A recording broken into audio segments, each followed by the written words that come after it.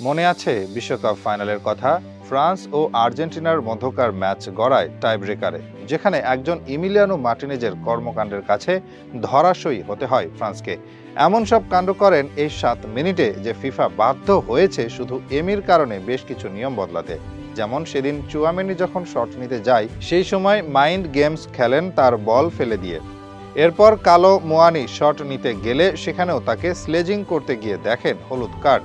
তার এসব কাণ্ড প্রতিপক্ষের উপর ফেলে মানসিক প্রভাব, আর সে কারণেই তখন ফিফা বদলে দেয় এসব নিয়ম। শুধু একজন খেলোয়াড়ের কাছে যেন অসহায় হয়ে যায় ফিফাও। যেসব নিয়ে আগে ভাবেনি তারা, সেসব অদ্ভুত কাণ্ড ঘটিয়ে এমি চলে আসেন আলোচনার শীর্ষে।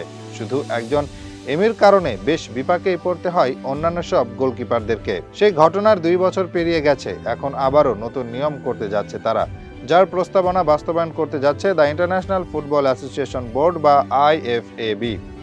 এবার যে নতুন নিয়ম করা হচ্ছে তা হলো, একজন গোলকিপার 8 সেকেন্ডের বেশি সময় বল নিজের কাছে রাখতে পারবে না।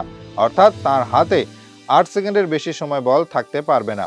যদি এর বেশি সময় থাকে, রেফারি সেটা দেখতে পায়, তবে সেখানে বাজবে কর্নারের বাঁশি। এই নিয়ম কার্যকর হতে যাচ্ছে আগামী মৌসুম হতে।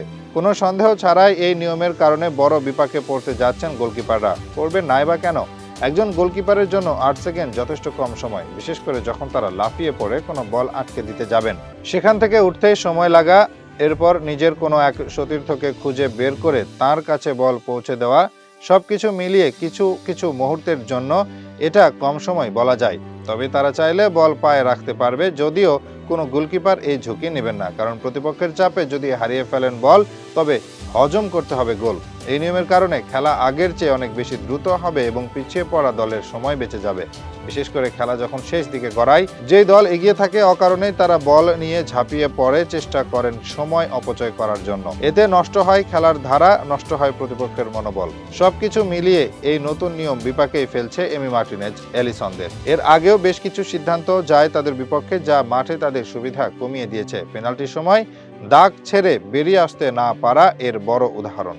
সবকিছু মিলিয়ে আরেকটা বড় ধাক্কায় খেলো তারা।